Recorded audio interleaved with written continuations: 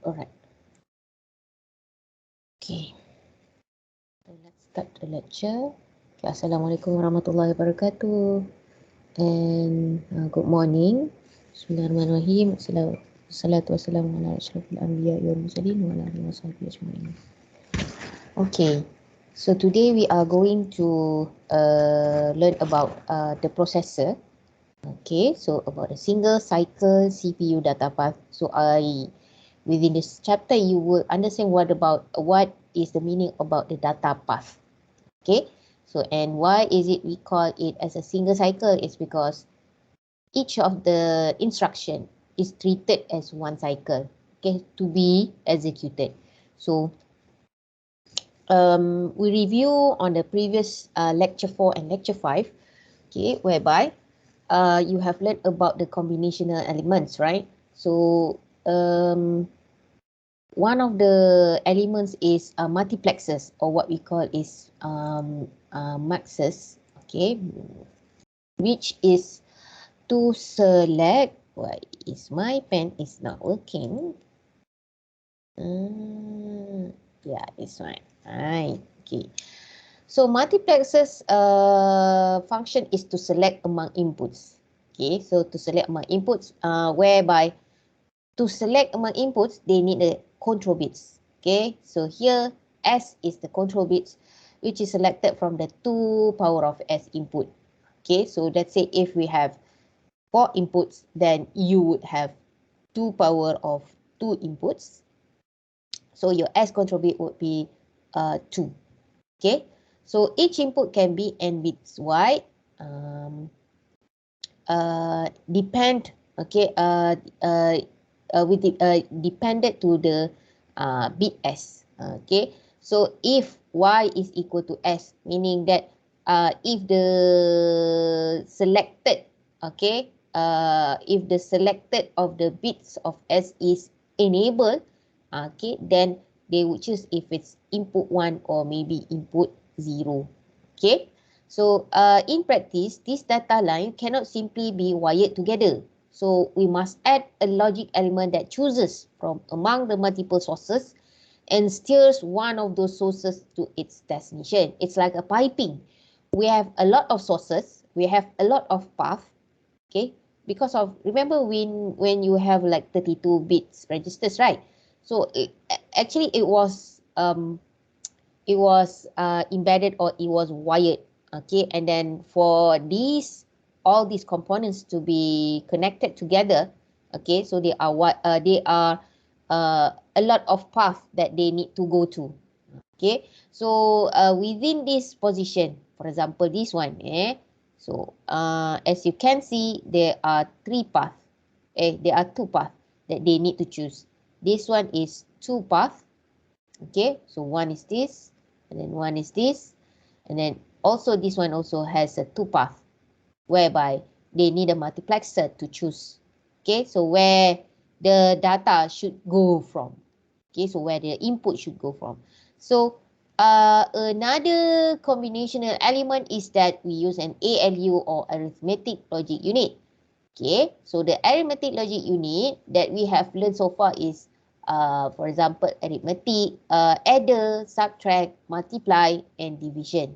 Okay, but the one that we have learned on the chapter 5 is actually only adder, right? Okay, so because of the subtract, okay, is the opposite of the adder. So basically they are using the same logic, except that they need to convert to 2's complement. Okay, so subtract needs 2's complement so that they can add it. Okay, they can go to the adder.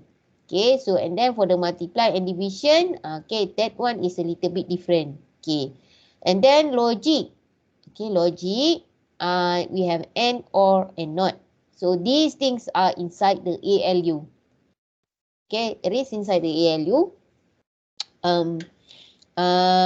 So that how do they know? Okay, how the ALU can operate based on the adder or maybe a subtract or maybe and or not. Okay, so basically inside of this ALU, they have a combinations, okay, combinational elements that was simplified.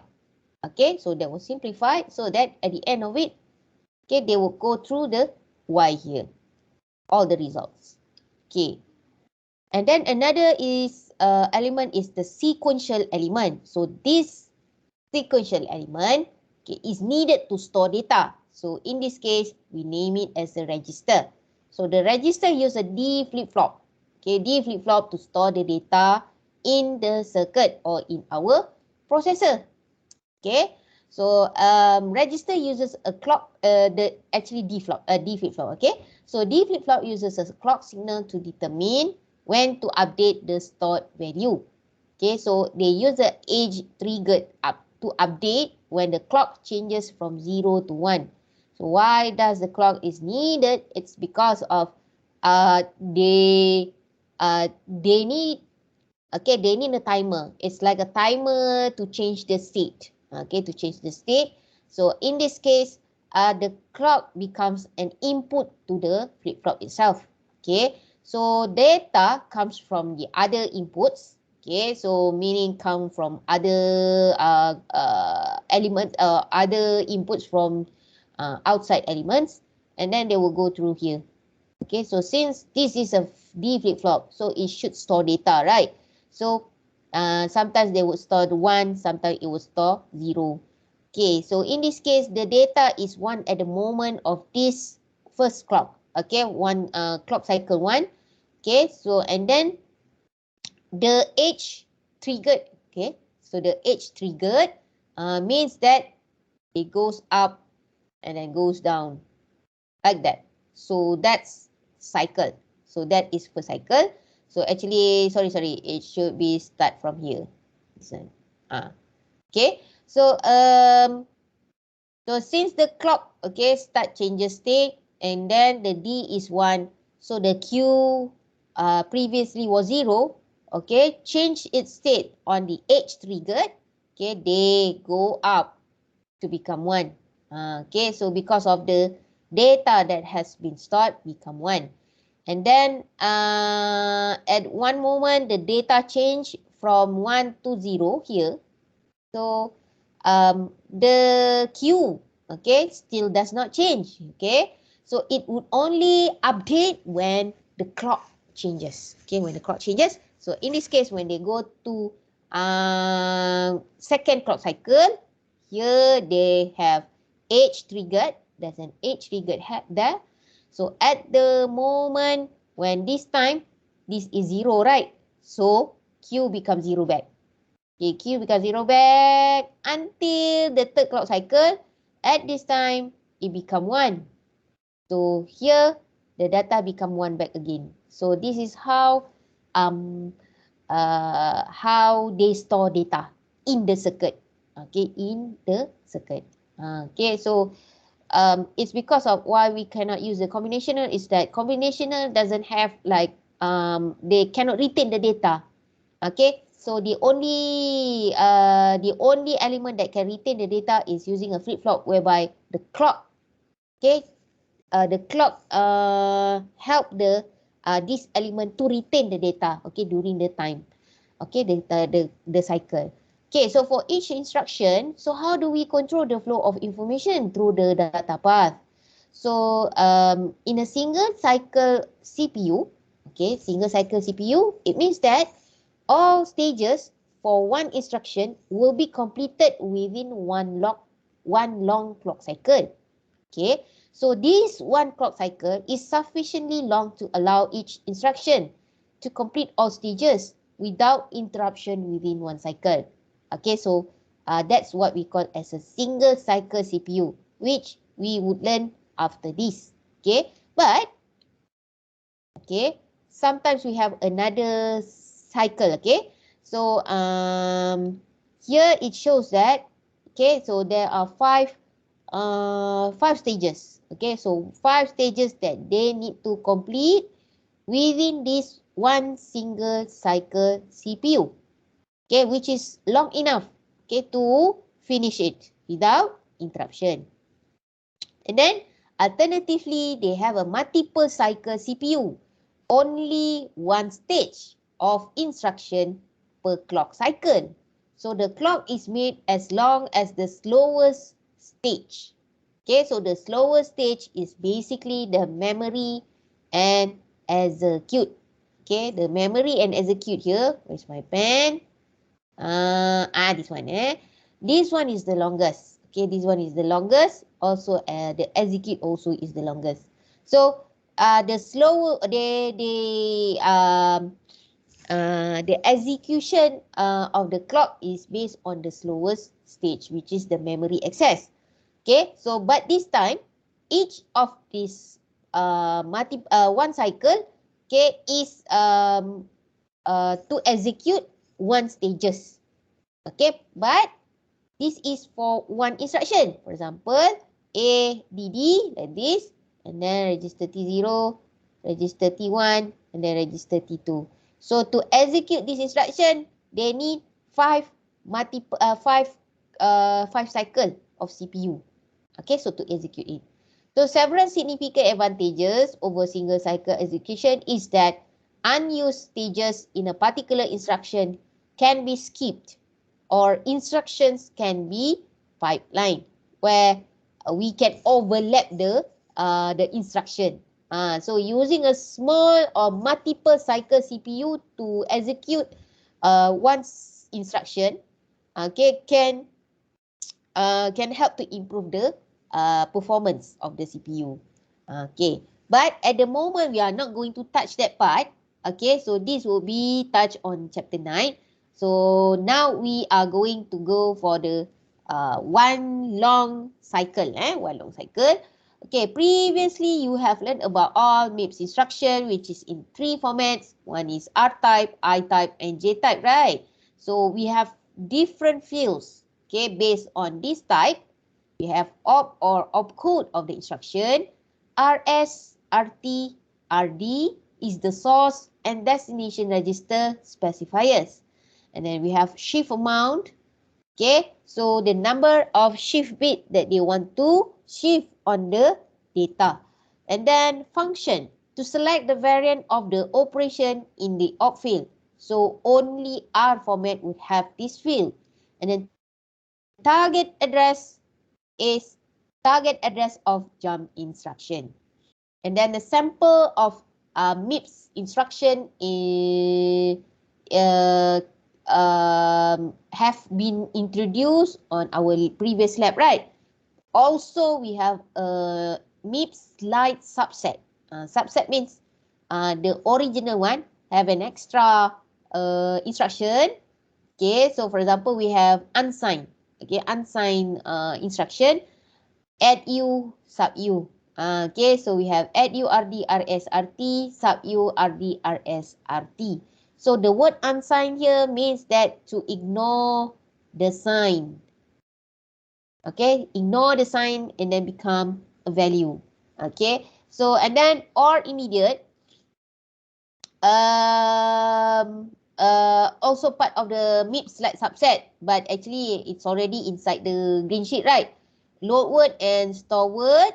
Okay, and then we also have a branch, right? So now I would explain about the stages of the data path, and then data path instruction walkthrough means that how the data path for certain type of instruction. Okay, and then lastly, I will introduce about data path and control. What are the functions? Okay, what are the functions that is connected between data path and control? Okay, so remember that we have 5 components of a computer, right? So we have processor, we have a memory, we have input output. And then actually between these components, we have like a bus. Okay, so bus, this. Bus. Sorry, I'm spelling it in Malay. Right. So a processor contains 2 components. Okay, we have 2 components. We have control unit and data path. Okay, I'm not saying it as a unit. It's because of data path itself is a circuit, so it's not a unit. It's a component. So this is what we would focus today. As for the control, this one, if you are going to further your studies in master, then we would touch about this control. Okay, we only touch a little bit of the control unit. And then what depends on the instruction, okay, you might access the memory and also maybe input and output. Okay, so okay, why is it not working? All right. So what is the processor? In this case, the processor, or what we call as the CPU, is the active part of the computer that does all the work. Okay, such as data manipulation and decision making. Okay, if I say data manipulation, means that you manipulate data based on the operation, addition, subtraction. Okay, so that's data manipulation. Okay, and then what about inside the processor or the CPU, we have a data path, right? So data path is the portion of the processor that contains hardware necessary to perform operation required by the processor. So we call it as the brawn or the muscle of the CPU.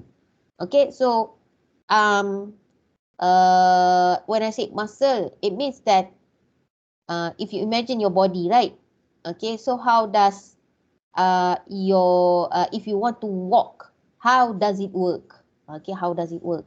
It's because of we need the muscle of the leg, okay, to move forward or move back. Okay, so how does the leg know how to move forward or move back? We need a control. Okay, the control unit, whereby this portion of the processor also in hardware would tell the data path what needs to be done. Okay, so if we can say that control is the brain. So if the brain say move forward, then the leg, okay, would move, okay, its leg to the front. Okay, so that's how the execution works. Okay, so I would introduce, okay, the stages of the data path. So imagine that we have a problem that a single atomic block that executes an instruction. So we know that we have ADD, then T0, T1, and T2, right? So now we consider this instruction as a single atomic block, whereby we need to execute this instruction, one instruction. So it will perform all necessary operations, beginning with the fetching the instruction, which until it would write back to the result, right? So this one single block of instruction would be too bulky and inefficient. So the solution is that we break up the process of executing this instruction into stages. Okay, and then connect the stages to create the whole data path. So smaller stages are easier to design and easy to optimize, whereby you can change it. So remember the R, I, and J format, right? So it's because of these small stages, so we can easily optimize it, the changing the one stages without touching the others. So what are the stages in the data path? So we have 5 stages, which is instruction fetch. Stage 2 is decode. Okay, and then stage 3 is ALU. Stage 4 is memory access. And then stage 5 is register write. Okay, so there is a wide variety of MIPS instruction. So what general steps do they have in common? Okay, so the first step that they have in common is stage 1, which is instruction fetch. No matter what the instruction, if it's R, I, or J, so the 32-bit instruction word, we call it word because it is the size is in 32-bit, right? So must be this instruction must be first fetch from the memory. Okay, so from the memory, the cache memory hierarchy. Okay, so the first hierarchy is the cache. They will look into the cache. Okay, remember when I said inside the cache, we have instruction memory and data memory. So they will look into the instruction memory inside the cache. Okay, so if it's not inside the cache, then they will look into RAM. Okay, so also the RAM also is inside the block. Okay, we have certain block that was allocated for that program or process. So if it's not contained within that block, okay, they will look into the hard disk. Okay, they will look into the hard disk. Okay, so in this case, they will look into the hard disk. Where does the instruction reside? Okay, so and then they will pull back, put it inside the RAM. Okay, they will pull out the block and then put it inside the RAM. And then from this one block, a small chunk of block will be put inside the cache. Okay, so this you would learn later on chapter memory. Okay, so no matter what, the instruction must be fetched from the memory. Also, this is where we increment the PC. That is, PC is equal to PC plus 4. Okay, so at the moment, at this time, PC would fetch the instruction. Let me. Hold on. Tak boleh. Macam mana? Sikit lah.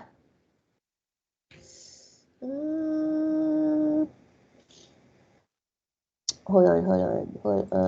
Okay. Let me open the QtSpim.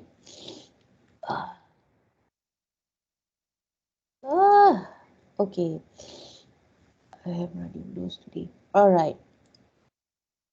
Okay, now you can see, right?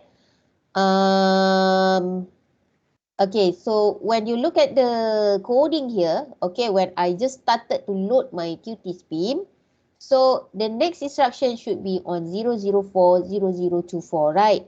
So if it's a 0024, pin. Right.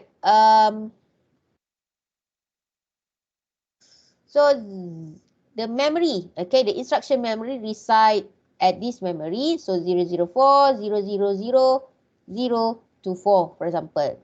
So the PC point to this part. Okay, so the PC will point to this part.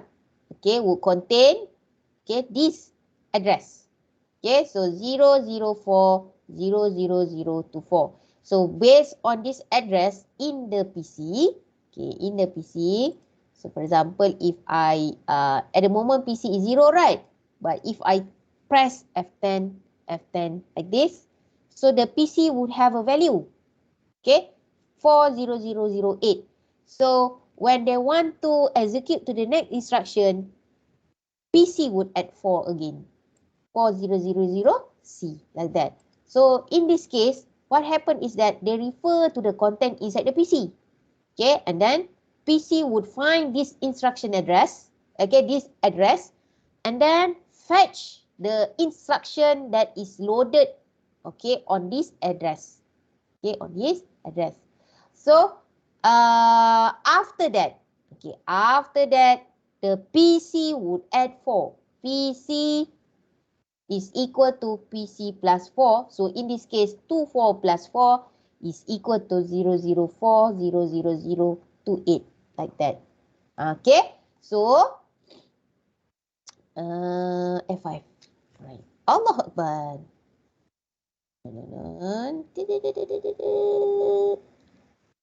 Okay. Here, where is my pen? Okay, so here it says this is where we increment the PC to point to the next instruction. So because of the next instruction is 32-bit, then we need to use a byte addressing of +4 to increment the PC. Okay, and then the second stage is the instruction decode. Upon fetching the instruction, once they fetch the instruction, PC have fetched the instruction. We next gather data from the field. Means that we decode all necessary instruction data. So for example, when PC fetch ADD T0, T1, and then T2, then the instruction will be decoded. Okay, they would decode or what are the instruction that needs to be done or to be executed. So in this case, they will check the opcode, they check the RD, RS, RT. So that's what they do. Okay, so that's what it means, decode. So decode means read the opcode. Okay, they will read the opcode and then to determine the instruction type. Okay, what type of ADD format is. So ADD is R format. So when it is R format, so they would decode based on R format. Okay, based on R format. And look at the field. Okay, so second, read in data from all necessary registers because they decode it as an R format. So they would read for ADD, they need to read two registers. Okay, so in this case, RS and RT. Okay, but if it's ADDI, okay, add immediate. So if it's add I, register T0, register T1, and then -1 like this, right? So this would become RS. Okay, so this would become RS. So only one register would be read. Okay, in this case, and then for JAL, no reads necessary. Okay, JAL is a jump. So basically, J format doesn't have register decode. Okay, they would decode the register. Okay, and then the stage 3 is the ALU or where we execute the instruction. So that's why they call it as ALU stage. So the real work of most instruction is done here. Okay, so for example, arithmetic is addition, subtraction, multiplication, and division. And also sometimes we do shifting, logic N and I, and also comparison or BEQ. Okay, so BEQ, comparison. They compare the value. So what about loads and store? Okay, if we have an instruction about load and store or load word, so in this case, T1 contain the address. Okay, T1 contain base address, right? So the ALU, okay, would read the value. Okay, would read the value which is the base address. Okay, would read the value which is the base address in T1 and then add it with the offset for T.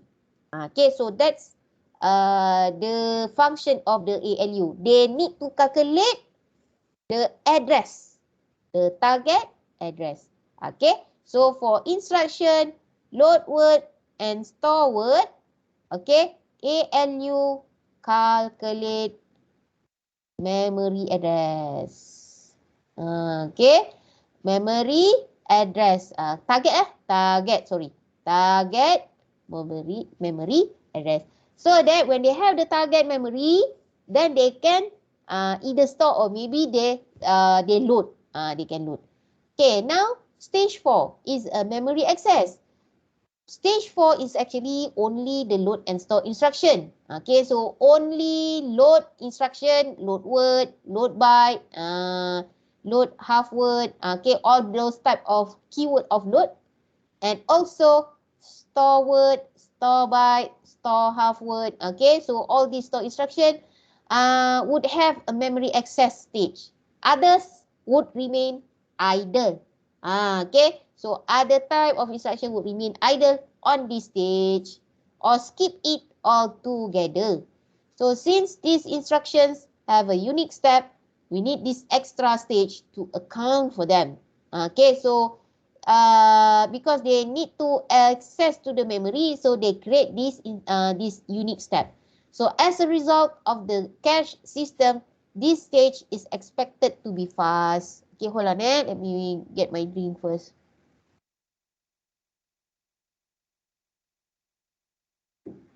All right. Okay, the last stage is the stage 5. We have a register write. So most registers would write the result of some computation into a register. For example, ADD, ADDI. So this is I format and this is R format, right? So both instruction needs to write the result on the register. Okay, so for example, we have arithmetic, logical, shift, load, and SLT. But what about stores, branches, and jump? they won't write anything into a register at the end. Okay, at the end. So these remain either during this fifth stage or skip it altogether. Okay, so now, so this is a generic step of data path. So I hope you can download this. Okay, the generic step so that you can practice it. Okay, you can practice it about the data path. Right, so this is a step, okay, generic set of data path, and I have divided into 5 stages. Okay, as you can see it here. Okay, so the instruction fetch is only on this region, and then the decode or register read is until this region. Okay, before they touch the ALU. So, and then the region within the ALU is the execute stage, and then memory, and then lastly is the register write. Okay, so let's start with a simple instruction. So example given is that this is the content inside the PC. Okay, so 004, 00054, and then you have an instruction of ADD10 register 8 and then register 9. Okay, so in the comment it says that you want to add T0 and T1 to the T2. Okay, so the first stage is that they would fetch this instruction. Okay, they will fetch this instruction based on this address. Okay, based on this address. And then increment the PC plus 4 becoming 004, 0005, 5 what? 4 plus 4 is 58. Okay, so your content would change, okay, during this stage. And then stage 2 is to decode to determine it is an add. Then when they determine, okay, what type of code? Add, ADD. So this is an R format. So if it's an R format, then they need 2 source registers. So they will read registers T0 and T1 after that, okay, during this stage. And then stage 3 is that they will add the 2 values, retrieve in stage 2. So in this case, they would add T0 and T1. Okay, so and then stage 4, idle, because there is nothing to write to the memory. Okay, ADD is only deals with the registers only. Okay, so they only need to, they don't need to write to the memory. So in this case, you just write idle. Okay, just write idle. And then stage 5 is the result from the stage 3, okay, would be written into the register that is specified on RD here, which is T2. Okay, so that is data path walkthrough for this instruction. So at the moment, I'm teaching you about the R format data path walkthrough. Okay, so for example, okay, so this is the instruction 0040054. Okay, so this is the content inside the PC, right? So the PC would feed the address, okay, to and look into the instruction memory, and then they will read the address 0040054. Okay, and then okay, at the after that PC would add 4. So 54, okay, if they add it 4, okay, if they plus 4, PC plus 4 here, okay, so you will count after that. Okay, you need to count, you will get 004 00058 like that. Okay, so next is that they have found the instruction. Okay, so the instruction is written in hexadecimal value. Okay, so 01095020. So they translate it into binary. So they will get it like this. And then they will decode it. Okay, they will decode this binary. Okay, binary instruction Okay, based on the first 6 bit, the opcode. They will look into the opcode and then they see, oh, this is 00000. So if it's all 0, then you know that this is an R format. Okay, so an R format, and then they would decode, since this is an R format, so they would need to decode 2 source registers. So the 2 source registers is 0, 1, yeah, dipecahkan, and so I would divide it into 6 bit. Now we have 1, 2, 3, 4, 5 here, and then 1, 2, 3, 4, 5. Okay, and then the second source register is the 0, 1, 1, 0, 1, 0, 0, 1. Yeah. Okay. So now they will read these 2 registers, the content inside these 2 registers. Okay, and then the last one is the register destination. Okay, so the register destination will go to the instruction 1511. Actually, this is the position of the bits. Okay, so they will go through the multiplexers. So this RD, the decoding of 15 bit 15 until bit 11, okay, would go through the multiplexers, would be selected. They would be selected, okay, to become to go to the right register. Okay, and then next is 1, 2, 3, 4, 5, and then lastly is the function, right? So for the shift amount, okay, see where does it go? Okay, so instruction 15 to 0, right? The rest is instruction 15 to 0. They will go to the there, and then you did not see it. Actually, the 5 bit of shift amount was dropped down. Okay, they dropped down. I'm showing like it was nothing. They will ignore it. Okay, so the shift amount will be ignored, and then only this function bit would go through here. Okay, they will go through here to the ALU control. So actually we have another control unit. One is the unit control, a control unit here, the main control unit, and then another is the ALU control. So since control unit determined that this is an R format, which is an arithmetic, so they would enable the ALU op here. Okay, they will enable it and then go to the ALU control.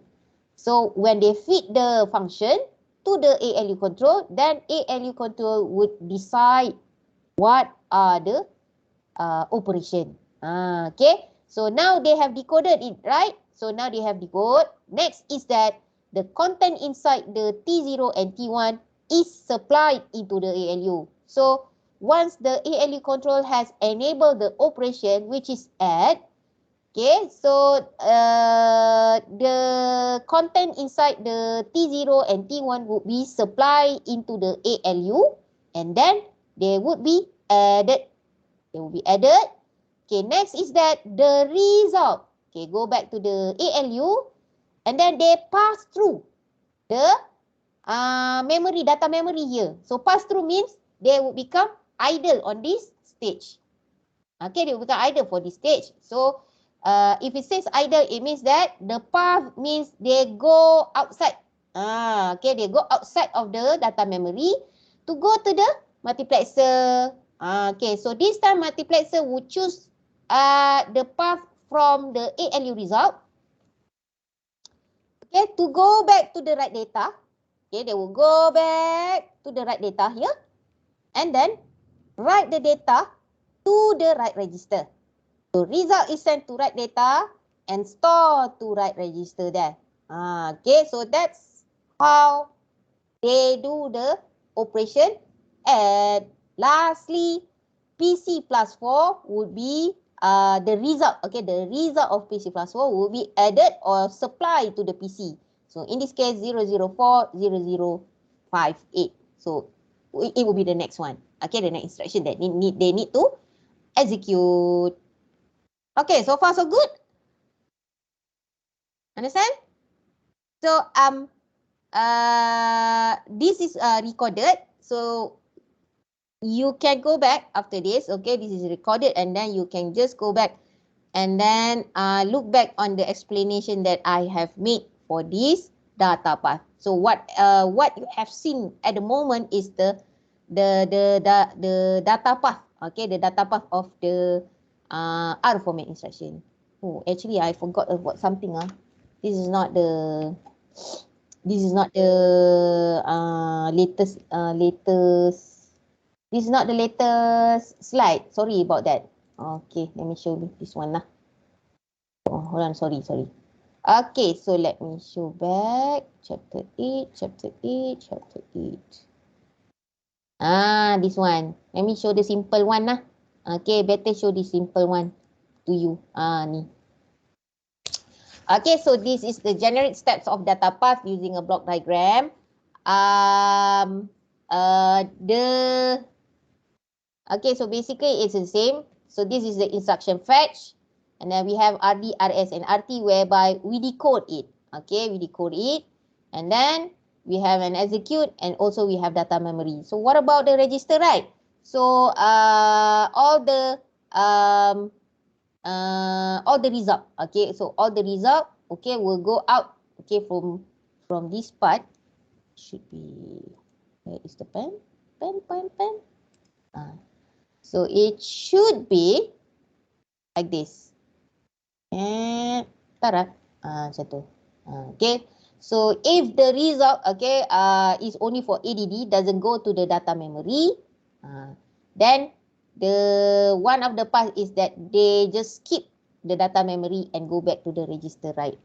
So in this case, so this is the complete set of MIPS in architecture, right, that I have showed you. So this is how ADD instruction works. So first is that PC instruction was fetched from the PC and then PC plus 4. Okay, this is PC plus 4. And then they will add it. Okay, they would decode it. So T2, this is the RD. Okay, this is the RS and then this is the RT, like that. And then content of T0 and T1 was read. Okay, will be read. Okay, and then based on the opcode. Okay, based on the opcode that is decoded. Okay, they would add it on this ALU. So the content of T0 plus T1 will be added. So the result. Okay, so the result here is like they want to show that it is go back. Here is supposed to be idle. Okay, so it's supposed to be idle. They would, okay, pass through. They will pass through and then go back to the RD, okay, and return back the content. And then at the end of it, PC, a new instruction address will be loaded to the PC. Like that. Okay, so so this is the data path that is for ADD. Okay. So and then content of it, I have decoded into a content of R format. Okay. So this is how it should be look like that I have explained it to you. I would upload it later on. Okay. I'm sure that I have update the new one actually. So I did it's my mistake that I used the old version. Okay, so this is how it looks like. So this is the real data path. Okay, the previous one is I'm using the block only. Okay, I'm using the block only is because of it is easier to understand compared to this one. Okay, compared to this one actually. Okay, so this is for add instruction. Okay, so next is that we are done. Actually, this is an exercise. So if you look at this instruction, how many places in this diagram would need a multiplexer to select one from multiple input? Okay, look at the data path here. Okay, look at the data path here. Okay, can you imagine or maybe predict? Okay, where do we need to place a multiplexer? Where do we need to place a multiplexer? Whereby we need to select one from multiple input. Let's say we have two inputs. Then we need to choose. So where is it that you need to place? So how many multiplexer that we need on this data path? Okay. So please answer that later on. Okay. And then next is that we have a data path and control. Remember when I teach you about the ALU control unit and mana tadi? Hold on. Go back to the this one. Let's go to the previous slide. Go to the previous slide. This one. Kan? So when the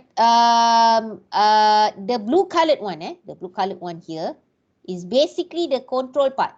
Okay, the circuit for the control unit. Okay, so the circuit for the control unit, it's like this is the brain. Okay, so it gives the signal.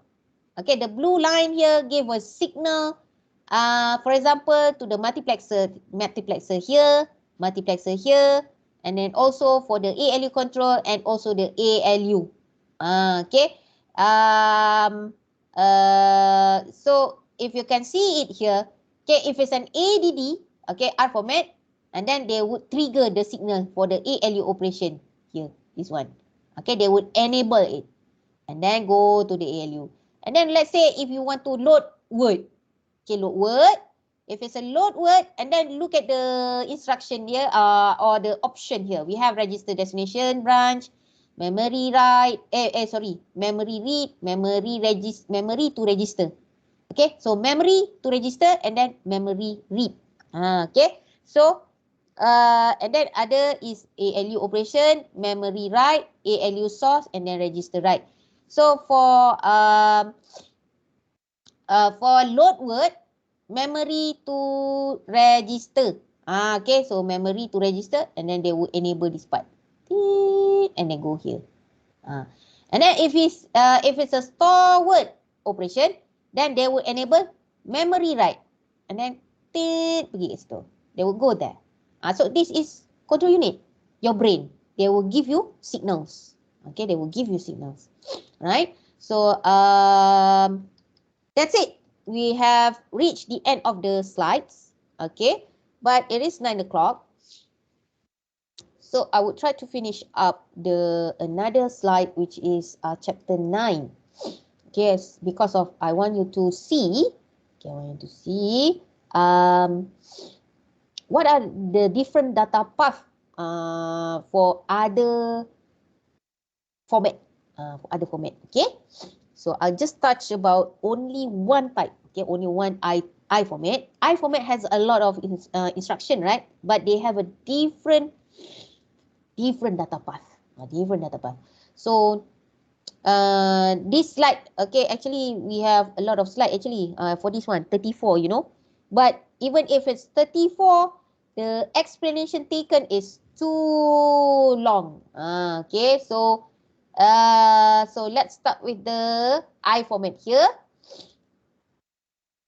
Okay, later on you would need to practice. Okay, you need to practice what are the data path walk through. So use the data path, okay, data path diagram, and then draw the path. Okay, draw the path for each of these instruction. Okay, all right. Sorry. Hold on.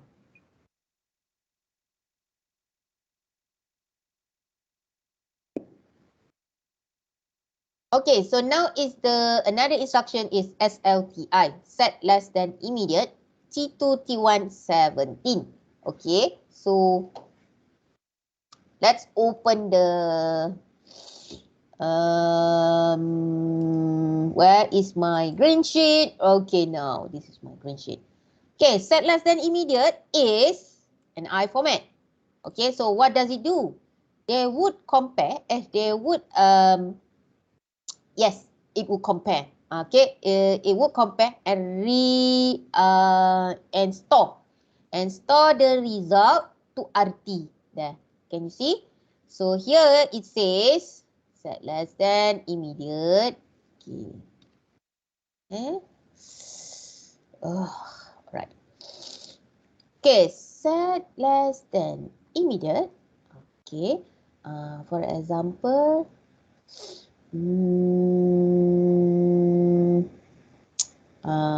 destination is S0 lah. Okay, RS is T0. Let's say just do T0. And then maybe we want to compare if T0 is less than 5. Like if else, if else. So for example, if I say if X is less than 5. So we want to test the value here.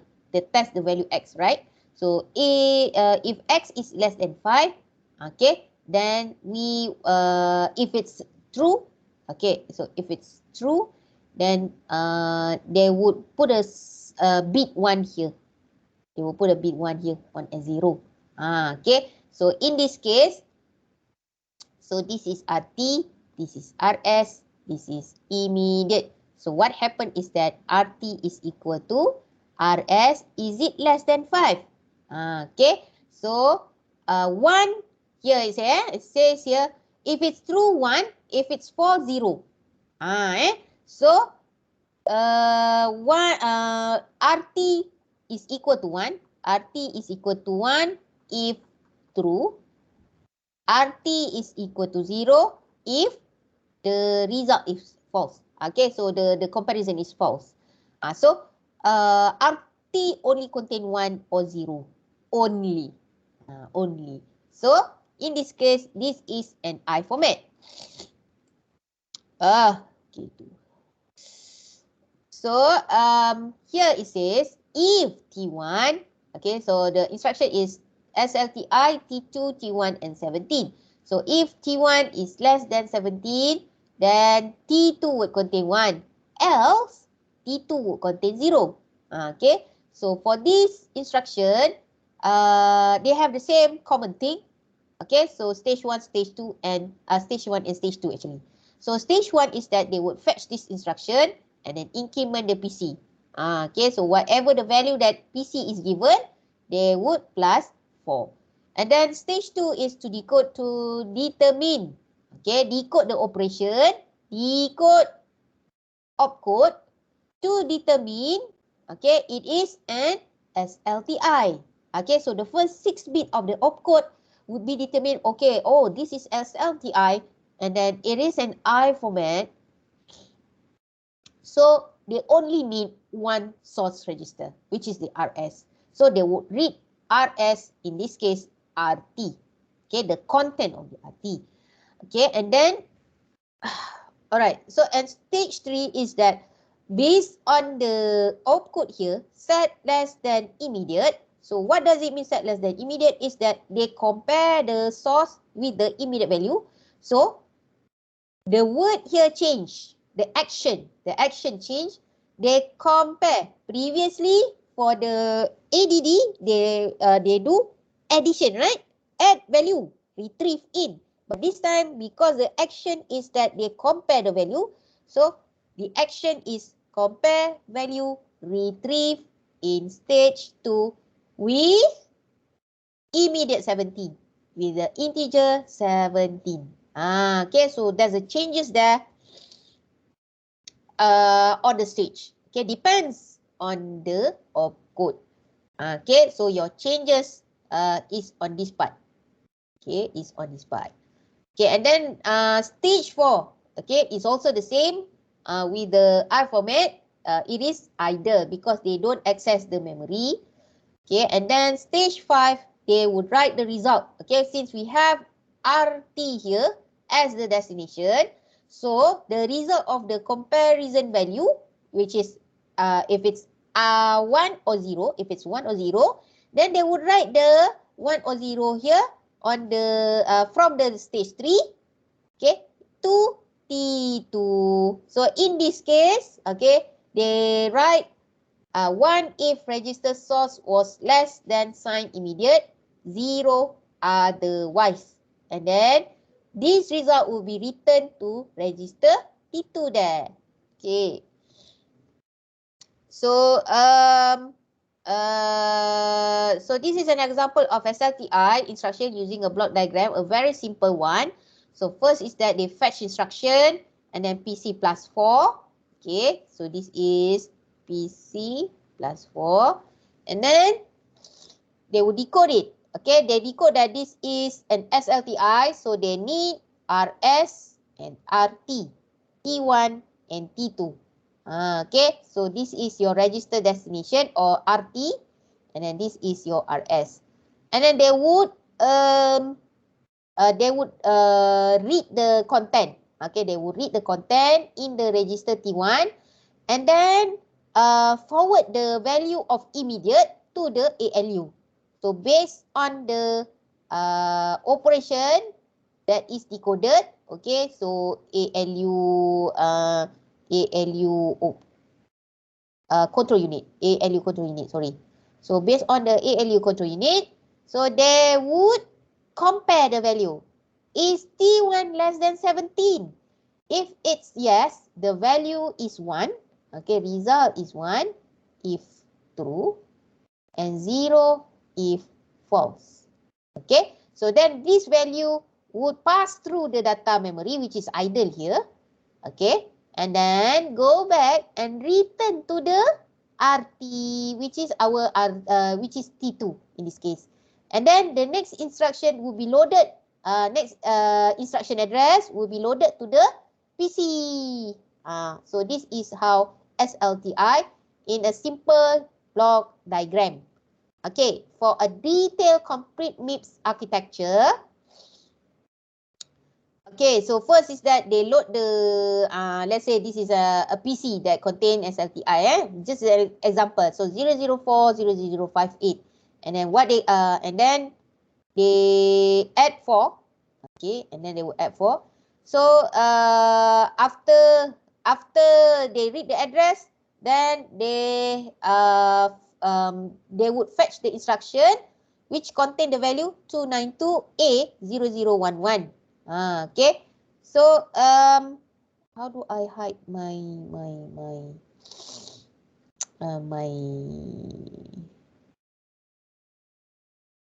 sini? Baru nampak. Okay, sorry guys. My mistake. Because I thought that my screen can be seen. Yeah. Right. Okay. So now, so this value would be translate into the binary, and then, okay, and then it would be decoded into format. Okay, which type of format? Based on the first opcode. So usually, okay, they will decode the first 6 bit, and then they look, oh, so this is 1010. Okay, so 1010, which is an I format. When they look, oh, this is SLTI, which is an I format.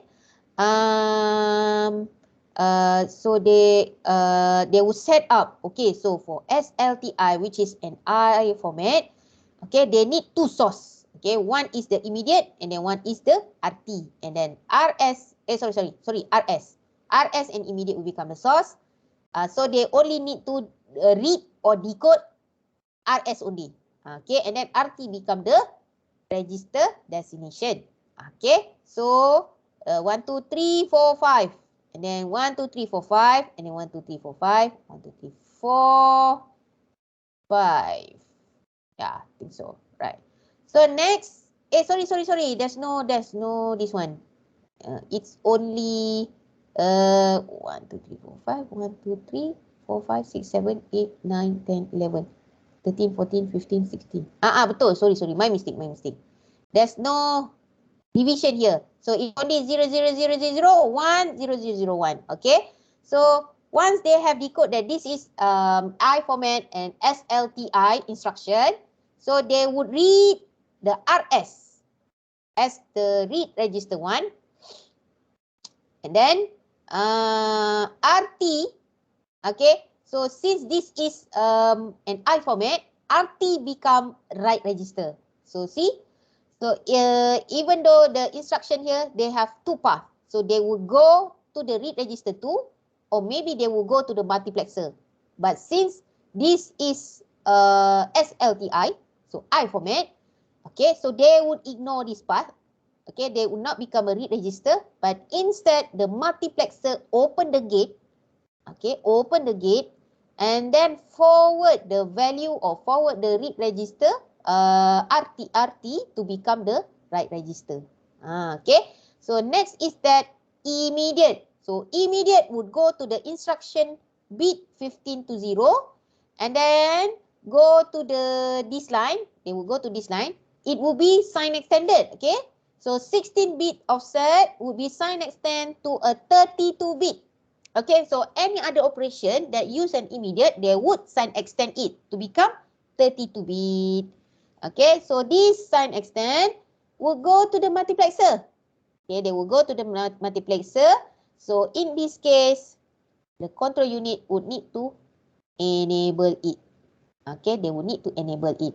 So after that, okay, so after that, during the second stage also, they would need to read the content inside the T1 or the source register. Okay, the RS. So in this case, T1 become the RS.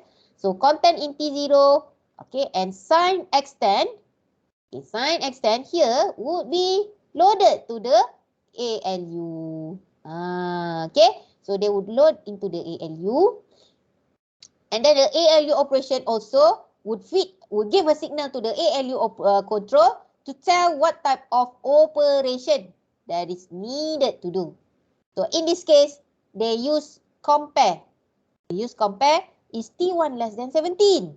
So and then the result would pass through the data memory and go to the multiplexer. Okay, and then lastly, okay, for the last stage, they will go to the write data. Okay, the result will be returned to the write data and then return to the write register.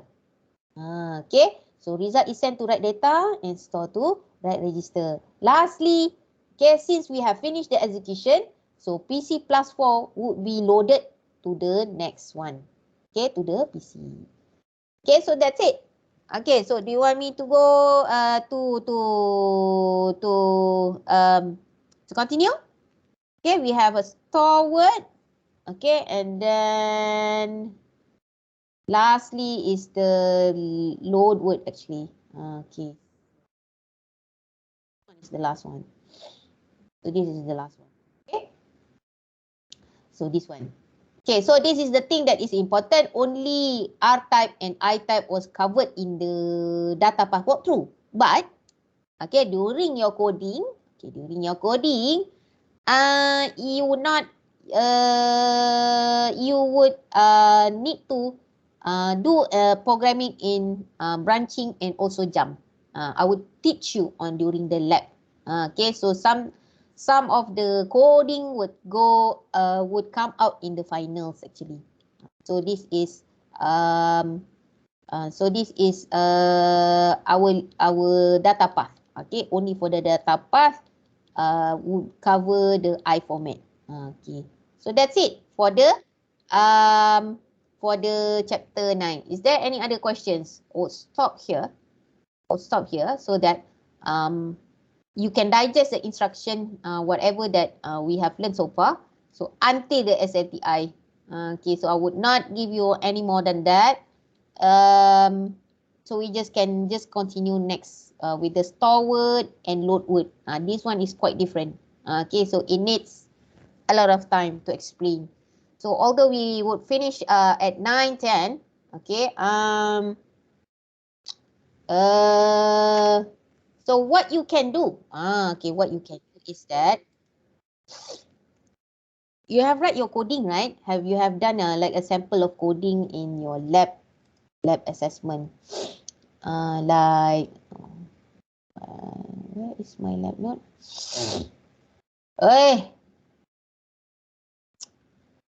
Sakit tu. Kalau na.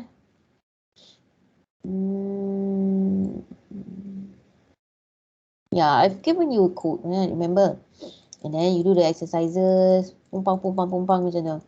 Okay, now. Yeah, something like this. Okay, so write this coding. Okay, try this code. Okay, and then put it inside the data path here. On the QtSpim. Okay, so from the QtSpim, okay, you can try to macam ni nak test hold on. Maybe I use a different one. Subject OSKSME.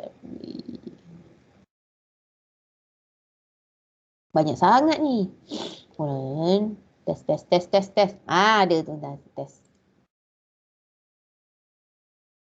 Oh, this one cannot.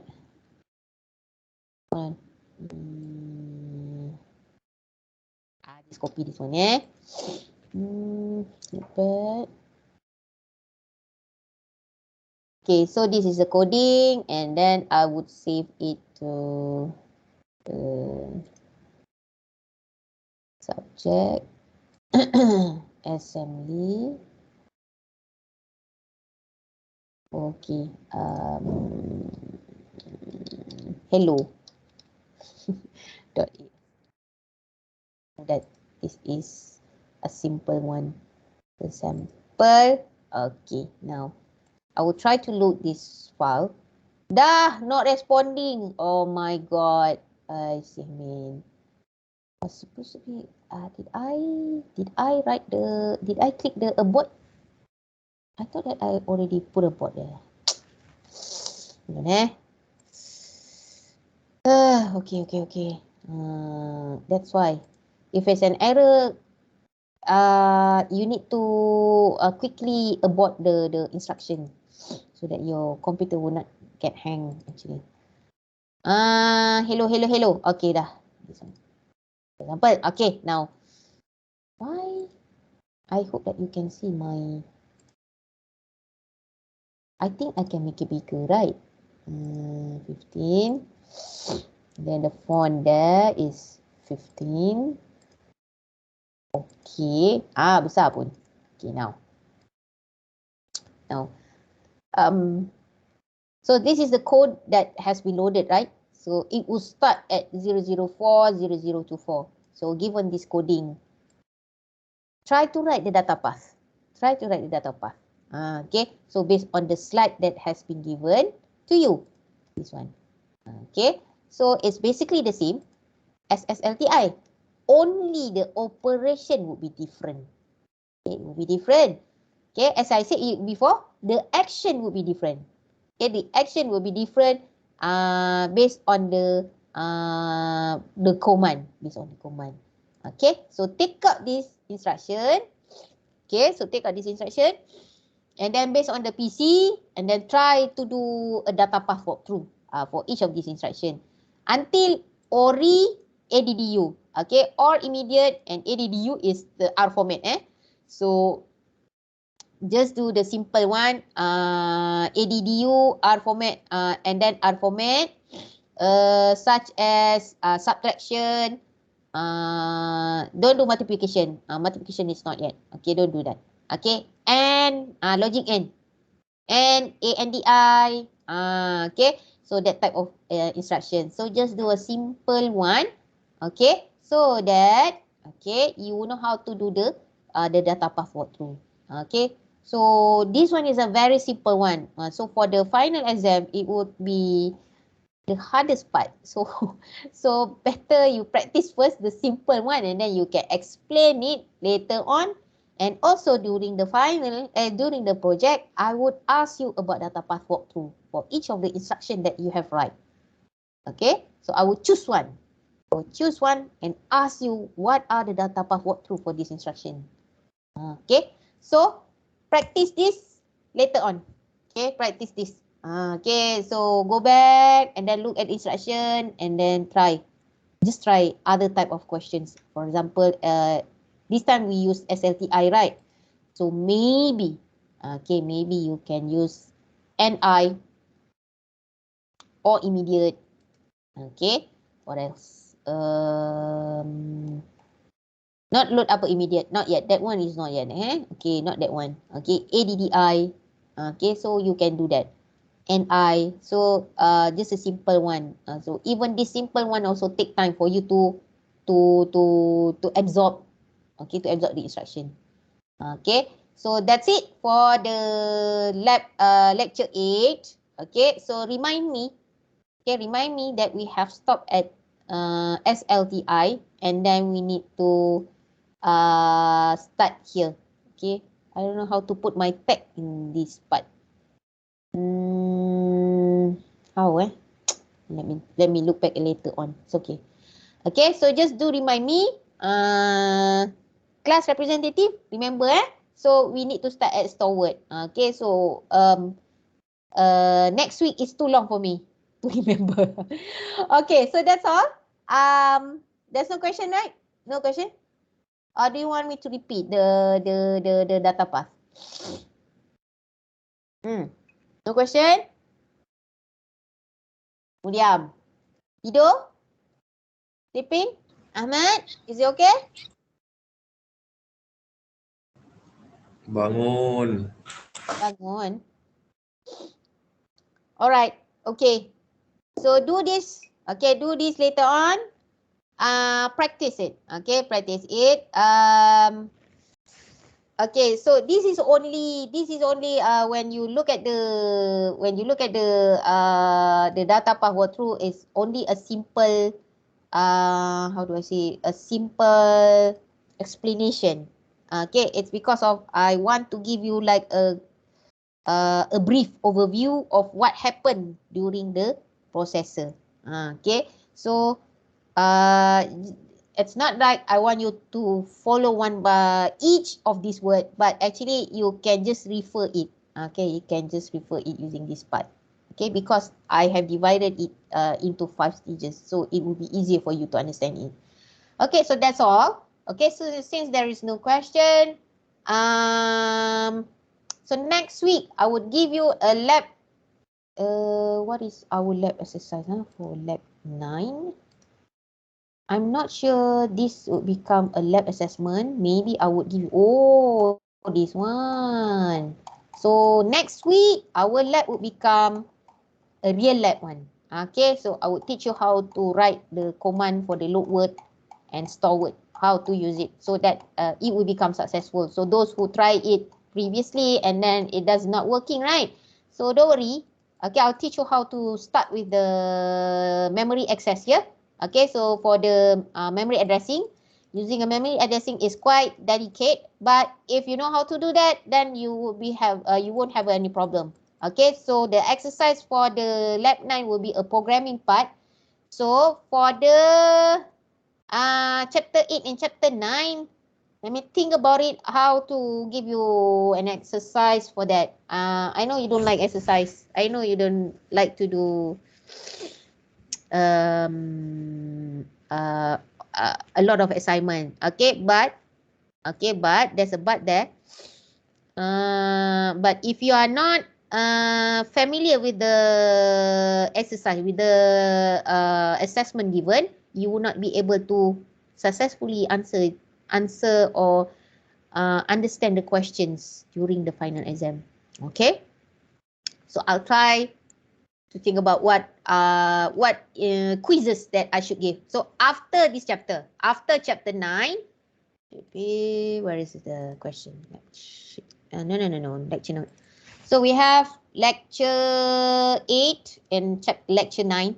Okay, so when we touch at cache memory, okay, after during the week of the chapter memory, then I would give you a quiz. One quiz, another quiz about data path. About data path. Okay, so do practice. For this chapter. Okay, that's all. I'll see you next week. Okay, bye. Assalamualaikum. Waalaikumsalam, madam. Thank you. Thank you, madam.